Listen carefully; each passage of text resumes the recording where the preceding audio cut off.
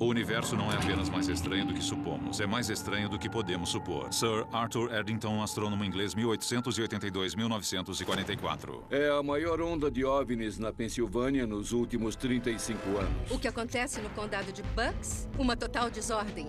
Se fosse um avião, teria despencado no chão. Queremos aquela imagem surpreendente que vai mostrar. Olha, conseguimos, eles estão aqui. O que ele viu foi um fenômeno muito incomum. Se pudermos confirmar a história, o que temos é um objeto não identificado naquele espaço aéreo. Os OVNIs existem. O que não sabemos é o que eles são. A Rede Mútua de Pesquisas Ufológicas, ou MUFON, observa os céus e investiga as aparições assim que ocorrem. Seus pesquisadores usam ferramentas da ciência, da psicologia e da lei para se aproximar ao máximo da verdade. Não há dúvida que existam objetos voadores não identificados. Apenas a sua identidade permanece um mistério. O mistério dos OVNIs sobre a Terra. Arquivo MUFON. Eu tô emocionada. Emocionada porque eles estão chegando, emocionada porque eles estão na porta dos fundos. Eu estou ansiosa para saber no que vai dar a combinação disso tudo. E para mim é uma coisa que está na vanguarda de um enorme avanço. Surto de aparições no condado de Bucks, verão de 2008. Quando falamos em flaps, estamos nos referindo a um surto de aparições ou à ocorrência de várias delas, num período relativamente curto, numa determinada área geográfica.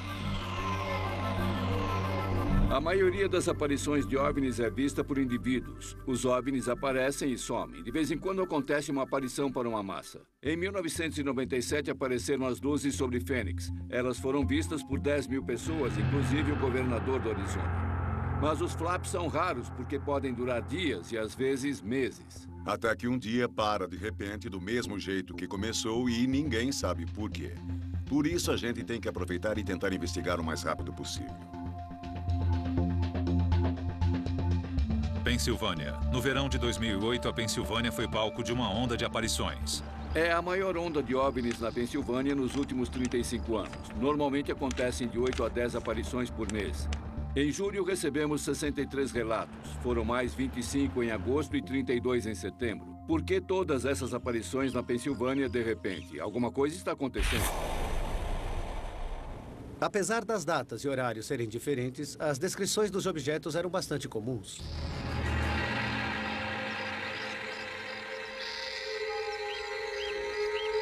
A atividade que estamos investigando agora é cerca de 7 vezes maior do que o normal. Reunimos as informações e mapeamos todas as aparições. Muitas pessoas descreveram objetos variados e é interessante observar que esses objetos podem ter formato cilíndrico, esférico ou mesmo de um bumerangue. O objeto era uma bola de luz branca. Corri e peguei meus binóculos para a astronomia e foquei diretamente no filho da mãe. Não havia qualquer característica estrutural. Era uma bola de pura luz branca. Eu sou investigador da MUFON há apenas 4 meses. Vim tentar descobrir o que é que está acontecendo lá. Tinha um formato de bola e era... Multicolorida? As cores mais fortes predominantes eram o azul e o laranja. Eu estava sentado na varanda, olhei para o alto e vi quando se aproximou. Era uma linda esfera azul. O azul era lindo, nunca vou me esquecer daquela cor. Parecia uma bola de basquete, mas com uma luz interna para mostrar aquele azul. Está me entendendo? Pegue um bumerangue e põe uma bola de rugby no meio. Tinha luzes vermelhas na frente. Analisando os objetos, segundo os relatos, as descrições são variadas. Mas é um grupo grande de pessoas contando uma história muito convincente e muito verossímil. O que você diria se soubesse que outras 4 pessoas contaram que também viram uma aparição naquela noite? Que eu não sou louco. 80%, talvez 90% dessas aparições, na realidade, são objetos identificados.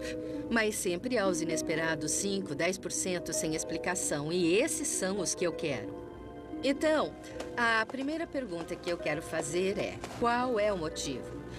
Por que é que esta pessoa está relatando que viu a aparição? Eu percebi que era um objeto sólido, não tinha forma de avião. Eu nunca vi um avião com aquela aparência. Não fazia barulho e se movia bem devagar. Se fosse um avião, teria despencado no chão. Enquanto Cliff contava a história dele, eu pensava, aqui está um cidadão comum. Um aposentado que acorda no meio da noite e vê uma coisa que ele não entende. Na segunda semana de investigação, os relatos sobre as aparições continuam. Creio que o fato de termos mais de 50 testemunhas que não se conhecem, não sabem umas das outras, diz algo sobre esta investigação. É sinal de que alguma coisa real aconteceu, de que essas pessoas viram algo que não conseguem explicar e que para elas não parecia natural.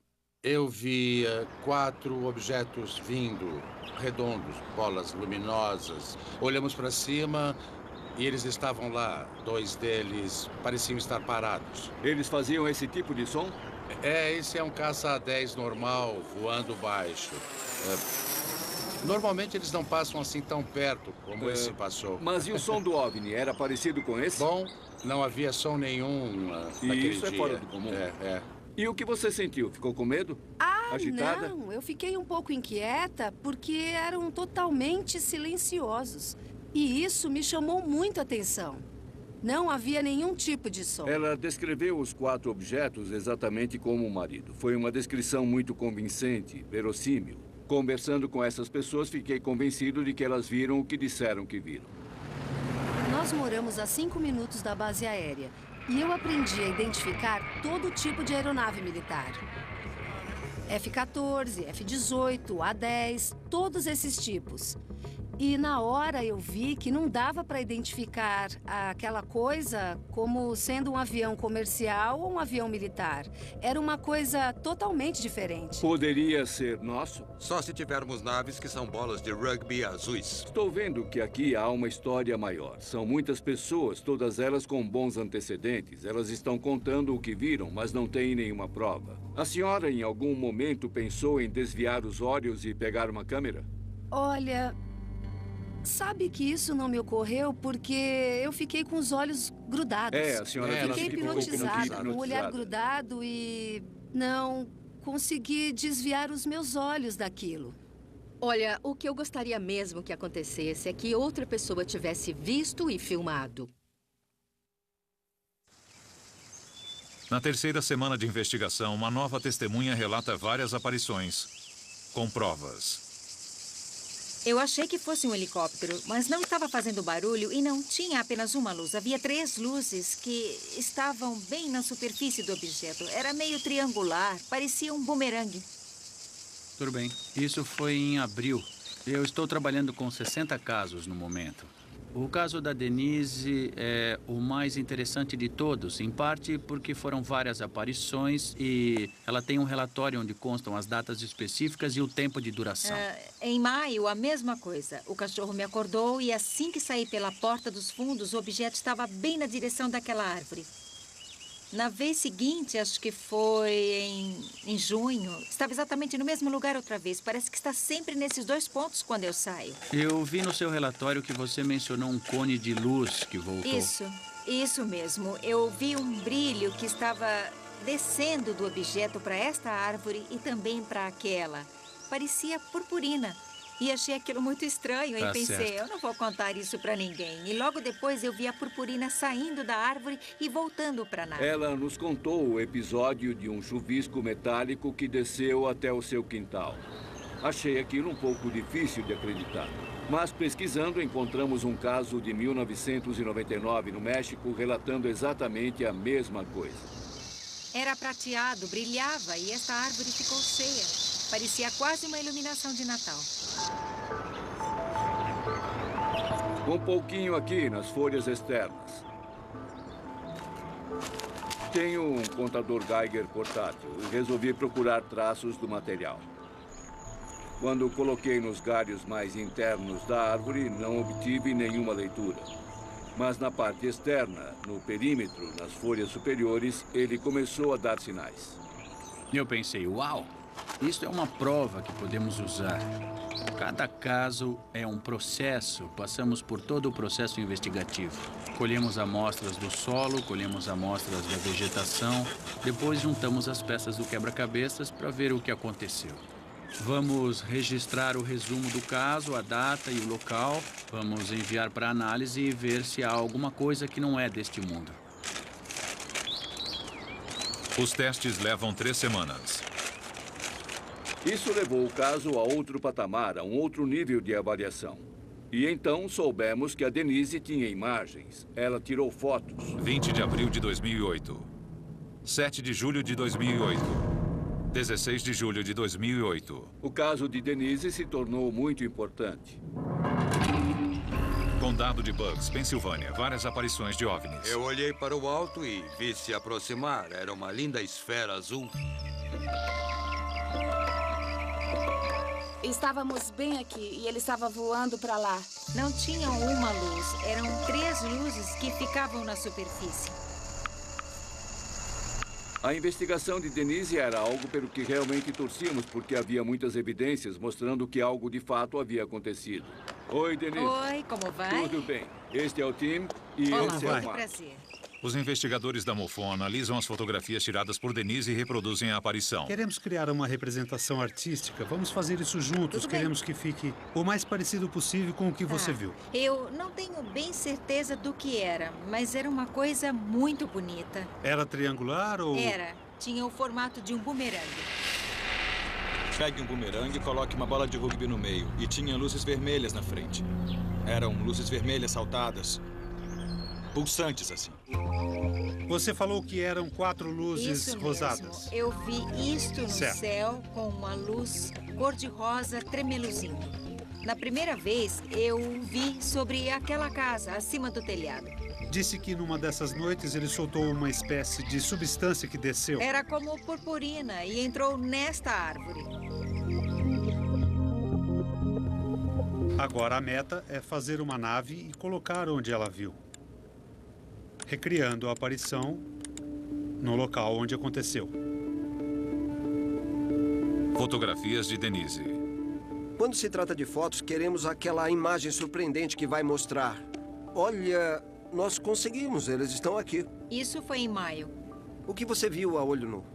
Pareciam 3 faróis de carro gigantes. 3 faróis. Uhum. 3 faróis gigantes. Geralmente é o que eu vejo primeiro. Eles apresentavam algum tipo de configuração de que você se lembra? Não. Era apenas um objeto redondo. A parte arredondada tinha os 3 faróis gigantes. Parecia a superfície plana de um objeto.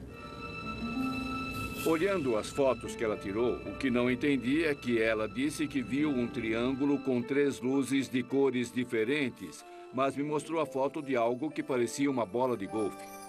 Essa discrepância precisa ser esclarecida. Essa primeira é a de 20 de abril de 2008. Uhum. Onde você tirou essa foto? Pegue a sua câmera e vamos até o local para dar uma olhada. Claro. Pedi a Denise para me mostrar como ela tirou as fotos. Eu queria que ela usasse a mesma câmera. Estava acima desta árvore. Eu mirei assim para cima. Mark disse que ela segurou a câmera com o braço esticado. Creio que o que ela fez foi apontar a câmera na direção do objeto e bater as fotos, como a gente faz no evento, tirando fotos acima da multidão. Você pensa que está fotografando o que está acontecendo, mas na realidade não sabe. Ela pode ter pensado que fotografou fora de foco o que estava vendo, mas pode nem ter enquadrado o objeto. Passei um bom tempo ontem à noite examinando as imagens. Nesta foto que ela nos deu, percebi claramente, aqui olha, esta bola em azul forte. E achei interessante examinar. Para ver mais de perto, aproximei mais e clareei a imagem para olhar o objeto. E dentro dele, eu vi arcos. O que se pode perceber completando esses arcos é que há um objeto brilhante que por pouco ficou fora do quadro bem aqui. Talvez seja o que ela quis mostrar, talvez seja o nosso objeto. Talvez seja a coisa mais legal do mundo. Mas está aqui, não ali. E esse pode ser o objeto que ela queria fotografar e pode ser muito interessante. Mas ela não conseguiu.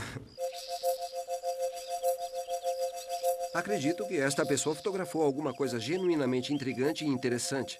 Mas, por enquanto, tenho que analisar melhor, porque são várias fotos. Por enquanto, eu não consegui ver nada inexplicável. Por enquanto. Enquanto analisa as fotos de Denise, a MUFON recebe uma ligação de Cliff Thomas. O objeto voltará. O senhor pode mostrar onde aconteceu a segunda aparição? Posso. Querem me acompanhar? Foi lá fora. Pronto, aqui estamos nós. Estava bem ali entre os dois pinheiros. E eu percebi que era um objeto sólido. Acho que uma das testemunhas mais convincentes até agora foi o Cliff. Não existe motivo para um aposentado que teve uma vida boa, uma empresa sólida, inventar essa história. Foi mais ou menos aqui que aconteceu. Certo. Nós viemos aqui fora e estava escuro. Foi por volta das 4 da manhã e ainda estava bem escuro. E quando chegamos aqui, ele estava mais ou menos ali. Houve uma espécie de relâmpago e quando essa luz brilhou, eu vi o objeto inteiro. Mas não foi o que eu esperava, porque quando vi o objeto antes, ele parecia um hexágono escuro, sólido. Acho que se pode dizer assim. Desta vez a luz atravessou aberturas no objeto e ele se dividiu em 6 partes iguais, partes que eram triangulares. Ele viu a nave e, como viu a luz atravessando as emendas, percebeu que eram 6 objetos conectados. A descrição que ele fez foi uma das melhores. De que tamanho você diria que era? Na largura, pelo menos daqui até onde começam as árvores. E provavelmente ainda mais comprido, porque ele parecia alongado. Ele calcula que o objeto tinha mais de 100 metros. Era uma nave enorme, do tamanho de um campo de beisebol ou futebol, voando sobre a casa dele. Eu fiquei um pouco perturbado por ter visto o que eu vi, porque eu não esperava. Não imaginei que o relâmpago fosse iluminar o objeto daquele jeito e eu acabei ficando um pouco contrariado. O senhor ficou preocupado porque foi a segunda aparição sob a sua casa? Fiquei. Eu quero uma vida normal. Eu não quero ver mais nada. Ele ficou um pouco assustado e está preocupado. Por que isso continua acontecendo nesta vizinhança? Por que foi ele quem viu as aparições? Cliff e Denise viram aparições mais de uma vez, e isso é estimulante porque não foram fatos isolados. No decorrer das investigações, o número de testemunhas aumenta gradualmente. Houve vários relatos sobre aparições e a imprensa começou a noticiar. Os jornais de início foram bastante positivos e objetivos. Alguns dias depois, alguém sugeriu que as aparições seriam lanternas chinesas que foram acesas por volta do feriado de 4 de julho. Parece que a mídia quer ridicularizar e encontrar alguma explicação. É por isso que as pessoas não contam mais nada, achando que se disserem alguma coisa, vão ser taxadas de malucas. Eu acho que você tem que passar pela experiência para acreditar. O que eu vi eram aeronaves militares ultra-secretas ou objetos voadores não identificados. Não era nada desse planeta. Eles foram categóricos de que essa não era a explicação. E então, nossa primeira ideia foi reconstituir, recriar o fato. Nas proximidades de onde as pessoas viram as aparições, reunimos várias testemunhas e fizemos uma experiência só para mostrar... Olha, não foi isso o que aconteceu. Vamos fazer uma reconstituição. Vamos acender e colocar as lanternas no céu numa espécie de formação. E vamos perguntar às testemunhas aqui se foi isso que elas viram. Todas têm que ser acesas ao mesmo tempo? Sim, vamos acender todas ao mesmo tempo. Dá para sentir o calor aumentando. Aqui já está bem quente. É. A lanterna é muito simples. É. Atenção.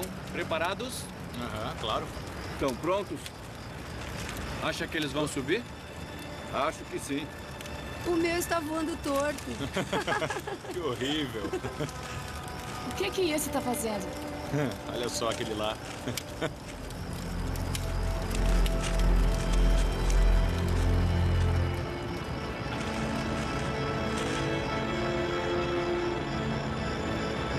Foi isso que vocês viram? Quem acha que foi isso, levante a mão. É óbvio. Pois é. Exemplo de democracia. Foi totalmente diferente. As lanternas só deslizaram e foi meio Sem graça. Com uma vela no céu. Só isso. É. Se alguém juntasse várias lanternas, não ficaria parecido? Não, o que eu vi estava sozinho. O que nós vimos se movia separadamente. Eles subiram informações estranhas, com desenhos bem diferentes. Eu não acho realmente que seja isso que as pessoas viram, as lanternas chinesas, como a mídia afirmou. Os céticos dizem, bom, OVNIs não existem, são fogos de artifício. Eles dizem que são balões meteorológicos, lanternas chinesas, tudo falso. Isso, na realidade, é um insulto. É uma explicação tão idiota que ofende. Na zona rural do condado de Bucks, na Pensilvânia, várias testemunhas relatam aparições de OVNIs na primavera e verão de 2008. Ele chegou perto da minha casa, ficou vermelho rapidamente e...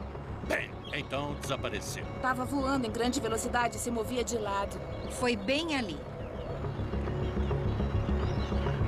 Aparições em massa como essas são raras. Este é um caso tão bom. Temos tantas testemunhas e provas materiais que chamei James Carrion, nosso diretor internacional, para convocar nossa equipe STAR, porque eu não queria deixar passar nada.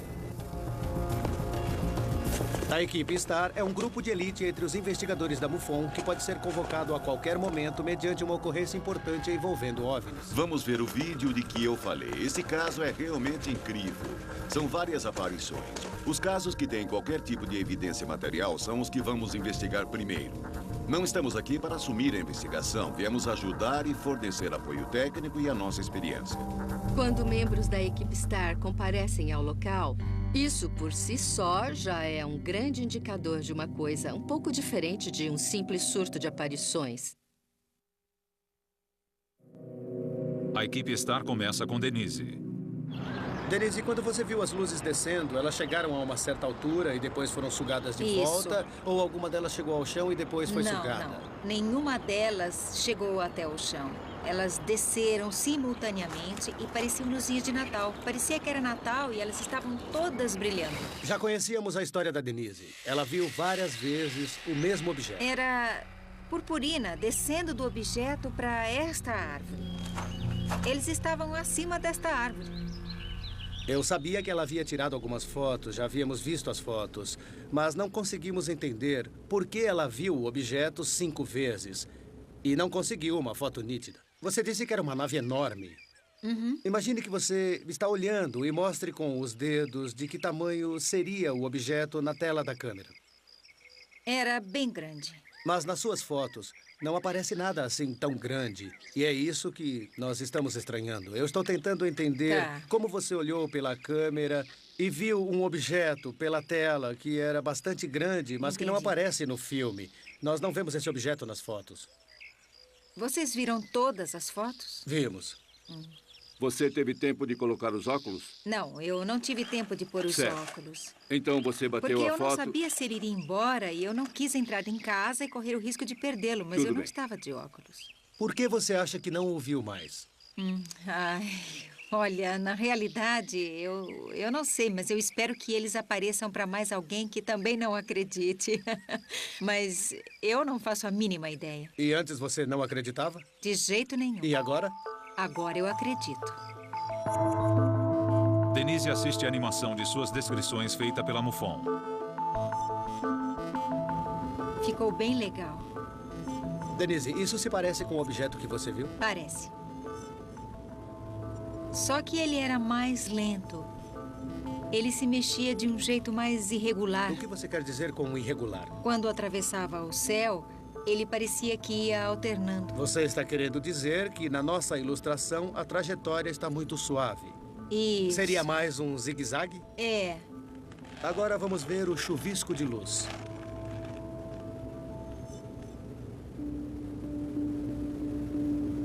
Quero só ver. Bom? Ficou muito legal. Parece Natal. Minha nossa.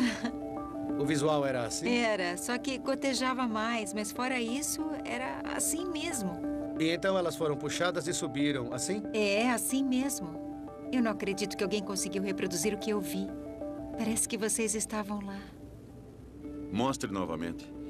Quando conversamos sobre a aparição e a purpurina, ela pareceu bem mais segura, foi muito direta. As respostas foram espontâneas e ela deu a impressão de estar dizendo a verdade. Mas a Denise alega que quando a purpurina desceu e iluminou as árvores, ela ficou ali parada, olhando e nem pensou em apanhar uma câmera. Foi assim? É, foi assim mesmo. Você tiraria os olhos de uma coisa dessas?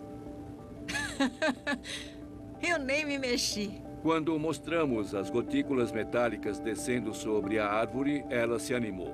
Aquilo acertou em cheio.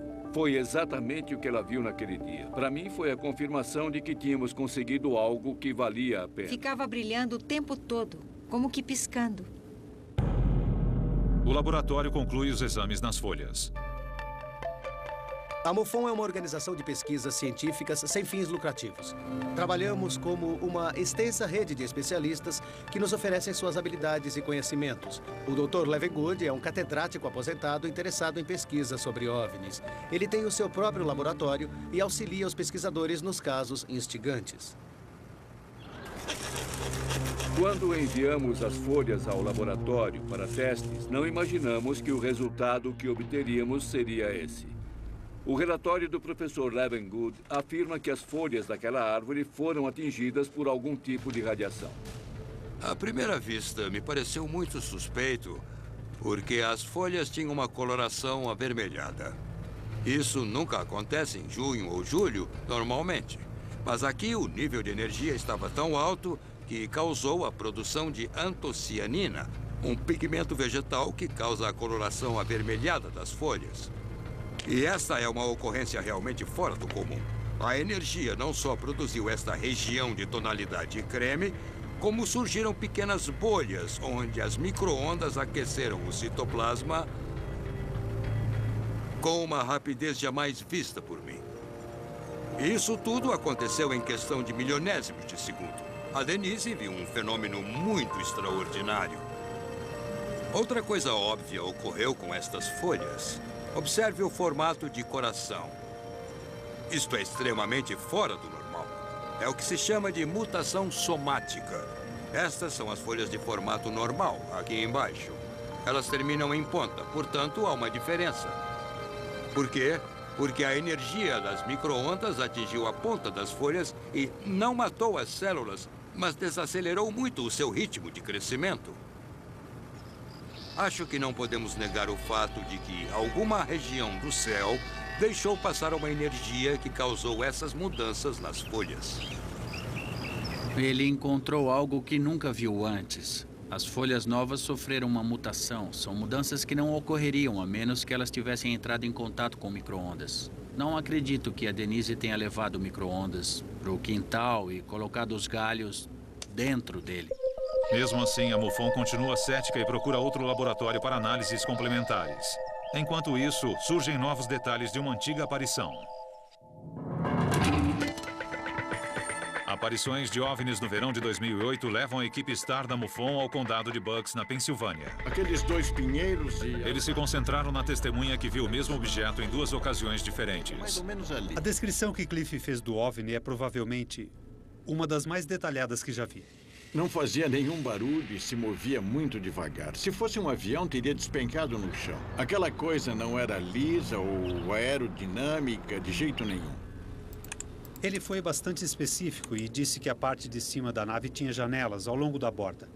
O mais estranho é que ele não falou em luzes. A maioria das histórias de OVNIs falam de luzes no céu, mas esta era uma nave totalmente escura. E ele só conseguiu vê-la porque os relâmpagos iluminaram as nuvens ao fundo. Esta é uma ferramenta muito útil porque ouvir a descrição de alguém é uma coisa. Mas quando você mostra a animação, é interessante como as pessoas apontam o que está errado e nos ajudam a aperfeiçoar a imagem. E conseguimos uma boa ideia do que elas viram de fato. Na manhã seguinte... Cliff, nós vamos mostrar a animação. Vamos passar uma vez do começo ao fim e depois vamos passar novamente para que você interrompa quando quiser e indique se ela está correta ou não.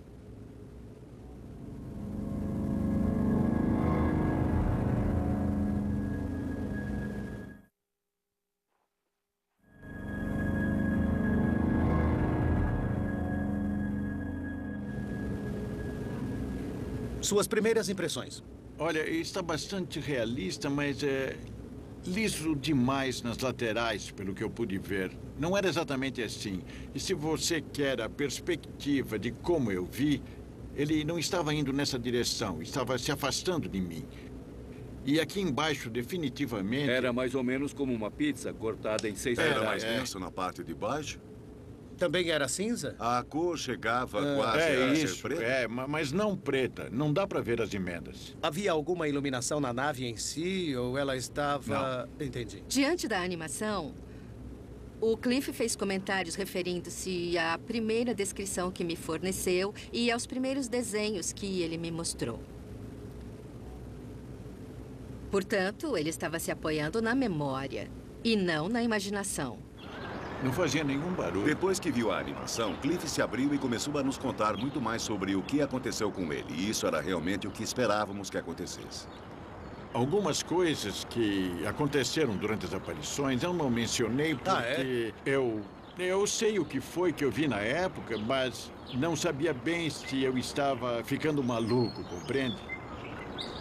O objeto, quando se movia, parecia que estava pulando. Ele aparecia aqui e depois aparecia aqui. Ele se mexia de um jeito mais irregular. O que quer dizer com irregular? Quando atravessava o céu, ele parecia que ia alternando. É como quando você está filmando alguma coisa e esse objeto é o único que se mexe. Parece que ele está aqui e depois vem para cá. O objeto estava saltando pelo céu. Quando ele começou a explicar, tive o palpite de que ali poderia haver mais do que conseguimos perceber inicialmente. Era muito estranho. Eu vejo o Cliff como uma testemunha extremamente confiável. Eu não vejo o que esse homem teria a ganhar se estivesse inventando uma história como essa. Ele teria muito mais a perder do que a ganhar com relação à sua posição na comunidade, a maneira como os vizinhos irão encará-lo. Ele realmente não tem nada a ganhar inventando uma história como essa. Não é exatamente o que eu vi, mas é muito parecido com isso. Acho que ele deu o depoimento que deu porque ele viu alguma coisa que não consegue explicar e precisa da confirmação de alguém. E como qualquer testemunha confiável, questiona sua própria sanidade. Como ninguém consegue confirmar o que ele viu, ele se pergunta se não foi invenção dele. Mas a convicção ferrenha e a estabilidade dele me dizem que o que ele viu deve ser verdade. O senhor está... Enquanto uma aparição ganha credibilidade, outra a perde.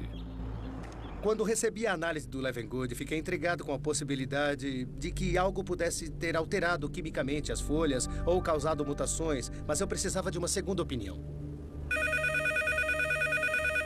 Aqui é James Carrion, da MUFON. O Dr. Salisbury é especialista de nível internacional em fisiologia vegetal.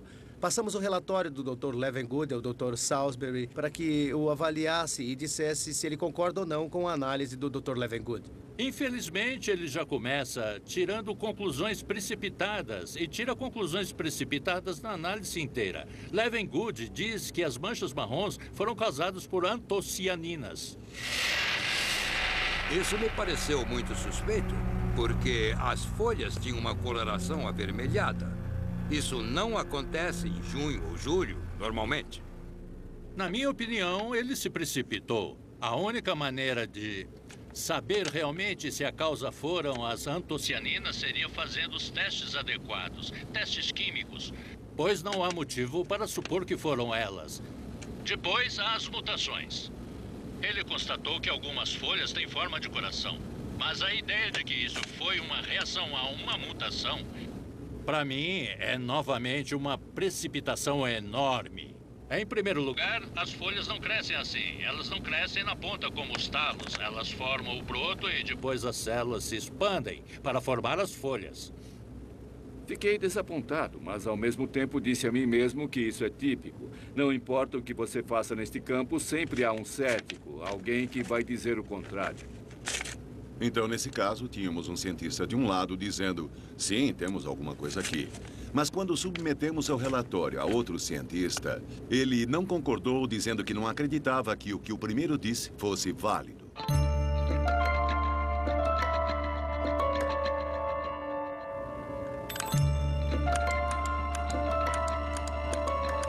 Várias dessas fotos são interessantes. Vamos olhar esta aqui.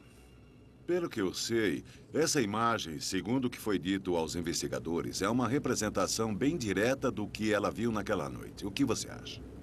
Olhando essa foto, nós vemos o que parece a imagem de um borrão luminoso. Mas nós temos isso e aquilo ali.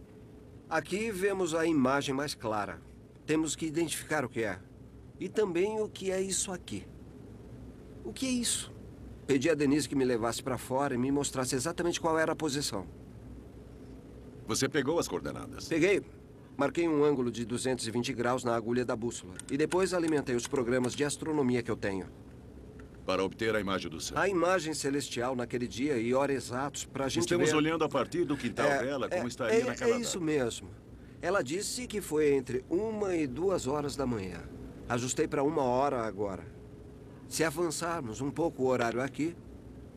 Pronto. Agora seriam 2 da manhã. E veja só, eis que surgem a Lua e Júpiter. E isso coloca em alinhamento com a árvore. Na realidade, nos coloca bem na direção da árvore e a lua está cheia. Você pode ver a silhueta das folhas contra a lua nesta imagem aqui. E isso se explica porque a lua estava atrás das árvores. Entendi. Muito bem. Agora, olhando esta imagem, você vê que as posições da Lua e de Júpiter não são as mesmas da foto que nós vimos. Mas você disse que ela também pode ter virado a câmera. Ela pode muito bem ter virado a câmera na vertical para tirar essa foto, e isso explicaria exatamente o que estamos vendo. Esse programa é fantástico, não é? Perfeito. É uma correlação perfeita. Mark e eu examinamos as fotos de Denise e realmente não encontramos nada. Na opinião do Mark, eram apenas reflexos nas lentes, possivelmente luzes de aviões e outras luzes fortes no céu. Não havia nada que não pudesse ser explicado, e isso foi muito desalentador. A equipe Star resolve fazer mais um teste. O caso da Denise está desmoronando, mas não queremos desistir. Nós coletamos amostras da árvore sobre a qual o OVNI foi visto, despejando a purpurina, e também recolhemos amostras de uma árvore mais afastada para servir de controle. O que você encontrou de diferente entre as duas amostras, a que foi afetada e a de controle? A grande diferença que eu encontrei estava num microelemento, o boro. Foi uma diferença que logo me chamou a atenção. Porque na árvore afetada, o valor era várias vezes maior e isso pode reforçar a hipótese de que alguma coisa foi depositada nas folhas a partir de uma fonte externa. O que o Nick nos disse foi que ali havia algo curioso. Aparentemente, alguma coisa havia acontecido com a árvore que fica ao lado da casa. E isso deu um pouco mais de credibilidade à história da Denise. E depois o Nick me contou sobre os flocos. Consegui isolar alguns flocos minúsculos de um composto branco que encontrei em algumas folhas da árvore afetada e que não encontrei entre as folhas da árvore de controle. Os flocos da árvore afetada têm uma série de formatos muito estranhos quando os vemos ao microscópio. Os maiores são provavelmente do tamanho de uma cabeça de alfinete. Esses flocos brancos têm algum brilho? Poderia ser esse o efeito de purpurina que ela mencionou? Bom, se tivesse havido uma chuva ou um tipo de cascata de flocos que fossem do tamanho desse, eu diria que se houvesse uma fonte de luz forte brilhando sobre eles, provavelmente pareceria purpurina. Acho que eles apareceriam, sim. O caso da Denise parece uma verdadeira montanha-russa. Pensamos que havíamos encontrado provas convincentes que simplesmente desmoronaram. Mas então, o Nick nos falou desses flocos estranhos e do nível de boro que tornam a história que a Denise contou mais convincente. Talvez alguma coisa tenha realmente acontecido. Será que eles viram produtos da obra humana? Temos praticamente de tudo do nosso arsenal aqui na base aérea de Willow Grove. Temos aviões de carga, temos C-130, F-16, caças A-10. O que você imaginar decola desta base. Mas nenhuma aeronave hexagonal que a gente saiba. E esse está voando baixo. Normalmente eles não passam assim tão perto. Mas e o som do OVNI? Era parecido com esse? Não havia som nenhum. E na hora eu vi que não dava para identificar aquela coisa como sendo um avião comercial ou avião militar. Seria importante, talvez, entrevistar o comandante da base. Estamos tentando marcar uma entrevista para vocês. Acha mesmo que eles vão contar alguma coisa? Bom, se for uma aeronave exótica e ultra secreta, eu duvido. Mas vale a pena tentar, porque nós temos que falar com eles. Nós temos que dar a eles essa chance. Com certeza. Como vamos chegar à verdade? Você sabe que o governo sabe, tem que saber. Eles monitoram tudo. Enquanto nós persistimos nos níveis inferiores tentando descobrir qual é a verdade. E isso é muito frustrante. O pedido de entrevista da MUFON é negado.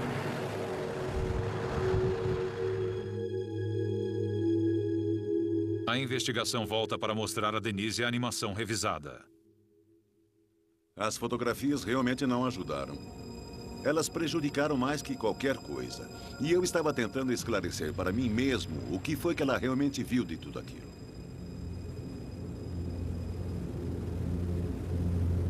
Ah, meu Deus. Ah. É sinistro. A próxima é de quando as luzinhas desceram na árvore no quintal.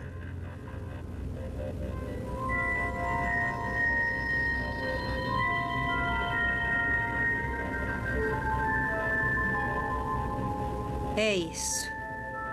Foi exatamente o que eu vi naquela noite. Está bem próximo? Está sim. Foi isso mesmo. Foi exatamente desse jeito. Que bom. O que realmente chamou minha atenção foi que ela se emocionou muito quando viu. Foi como se ela tivesse voltado àquela noite.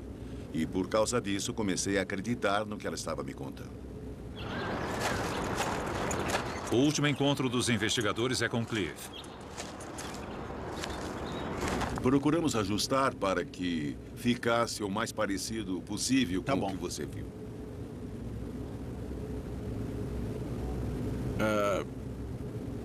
Está muito bom, mas ficou parecendo um objeto muito pequeno.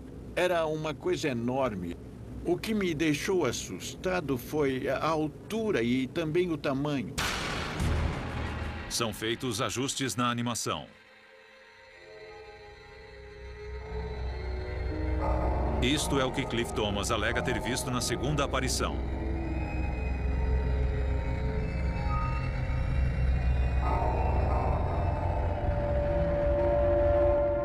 Cheguei até aqui e não vou voltar atrás agora. A MUFON não encontrou ninguém que corroborasse as duas aparições vistas por Cliff. E então, eles encontram uma oportunidade. Fui ao aeroporto internacional da Filadélfia e consegui ver os registros do radar. Houve alguma coisa que apareceu no radar sem um código de transponder. E o horário em que apareceu, o período e a data correspondem à aparição que o Cliff viu. O transponder é um aparelho. Ele faz parte do equipamento de rádio do avião. Em resumo, ele transmite um número de código para o radar do controlador de voo. Quando eles transmitem esse número, ele aparece como ponto na tela do radar, mostrando sua identificação. Passar por um espaço aéreo congestionado como o da Filadélfia, sem o transponder, seria como dirigir um carro na contramão numa rodovia interestadual à noite e com os faróis apagados. Essa nave desceu vindo na direção oeste, deu a volta, fazendo um retorno e seguiu na direção de Nova York. Se pudermos confirmar a história que conseguimos desse indivíduo no controle de tráfego aéreo da Filadélfia, então o que temos é um objeto não identificado naquele espaço aéreo. As autoridades ainda não confirmaram oficialmente esse incidente no radar.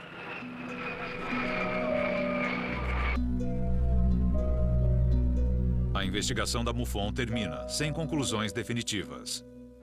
Não me lembro de nenhum caso, mas podemos verificar se nossos arquivos têm qualquer coisa parecida. É possível. A maioria das testemunhas com as quais conversei foram muito convincentes, muito pé no chão. Isso me faz pensar que deve haver alguma coisa lá fora. Como dizem, onde há fumaça, há fogo. Acredito que o que temos que fazer é continuar perguntando, continuar investigando, para que as pessoas saibam que podem se manifestar e contar o que viram, porque nós vamos acabar encontrando uma resposta. Versão brasileira, DPN Santos.